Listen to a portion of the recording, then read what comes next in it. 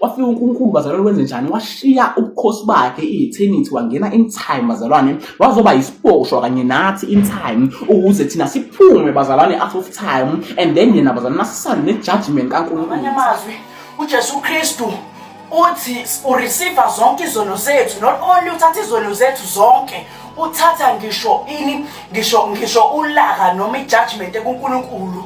Uthi baxoleleni ngoba bakwazi abakwenzayo khona yena ezothatha le red leyana yonke. Ngamanye amazwi i-red yaNkulunkulu existeli only isono, but existeli iniquity yonke. Ngamanye amazwi noma babembethela uJesu Kristu at that point ukumbethela kwabo uJesu Kristu kuyaveza ukuthi inhliziyo yethu samnyama njengabantu, noma uJesu Kristu esifela still thina si against him. That is why bazalwane lithi iBhayibheli ongakholwanga yindodana usejezisiwe vele, he has already been condemned, uselahliwe vele bazalwane. Mama uyilandela into kusho ukuthi kahle uJesu Kristu thina njengabantu nje simbulala ngokungalungile. Mama uJesu Kristu ethi asibaxoleleni uthi thatha lo laka ulethela kimi.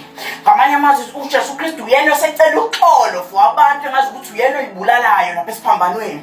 Sho ukuthi noma ngabe thina simbulala yena is receiving all the wrath kaNkulunkulu.